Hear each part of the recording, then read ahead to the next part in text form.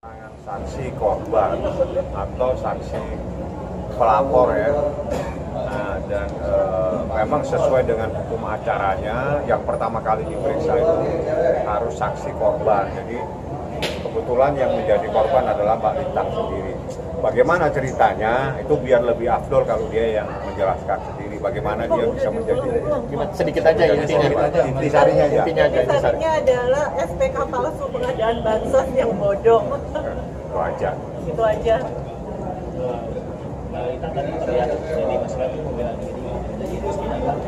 Ya kalau terdakwa berhak membela diri. Kalau terdakwa berhak membela dirinya sendiri supaya kelihatan benar. Tapi apakah benar tadi Mas Red tidak melihat uang itu? Melihatlah orang dia yang minta kok, orangnya ini jelas melihat uang 3 miliar itu. Nggak mungkin nggak melihat. Itu kan alibinya si terdakwa aja. Apa yang membuat Mbak Lintang langsung percaya sama LM? Tergiur dengan margin ya, dengan keuntungan. Dan dia public figure. Dan dia seorang public figure, mengatasnamakan saya seorang artis, bla bla bla bla bla. Ya udahlah, kita kasihkan uang pertama 3 miliar.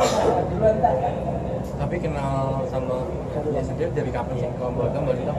Saya nggak kenal Lady Marcella. Saya dikenalin di situ dan pada waktu hari itu juga 1 jam kemudian saya kasih uang 3 miliar si Lady Marcellanya. Tapi tadi Siapa yang membuat Mbak yakin gitu waktu saat itu? Membuat saya yakin.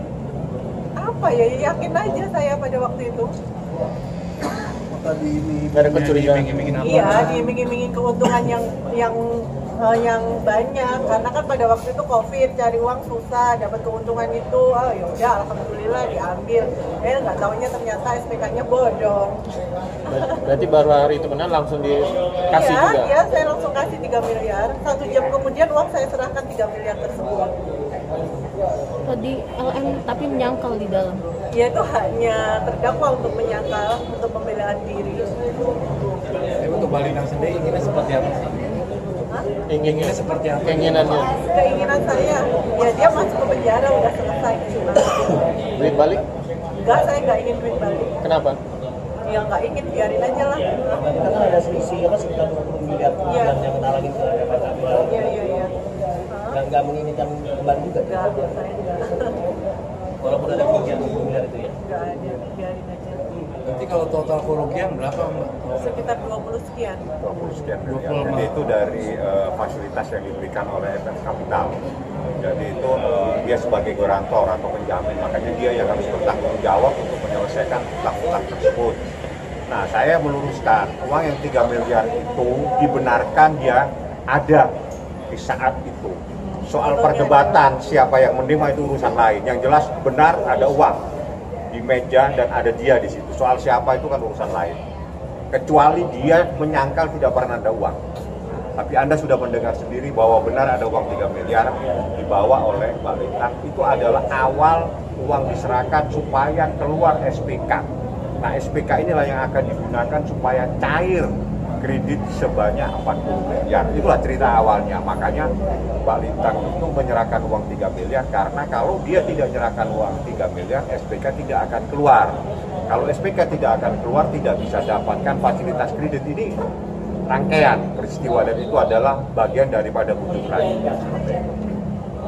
Sudah clear semuanya. Ikut aja Lady Marcella, sekarang berubah menjadi big. Ada lagi yang mau ditanyakan? Sidang minggu depan tanggal 21. Mohon maaf, tanggal 21 sidang tadi diinformasikan ya. Agendanya apa lagi tuh Bang? Saksi-saksi, jadi mungkin ada saksi dari pihak beberapa saksi yang pasti dipanggil. Nanti itu biar jaksa lah yang menjelaskan, saya nggak paham. Yang menjadi saksi siapa itu menjadi kewenangan mutlak adalah JPU. Jaksa yang ya. Ada yang disampaikan ke Lady? Ya selamat menerima balasan yang setimpal. Udah ya.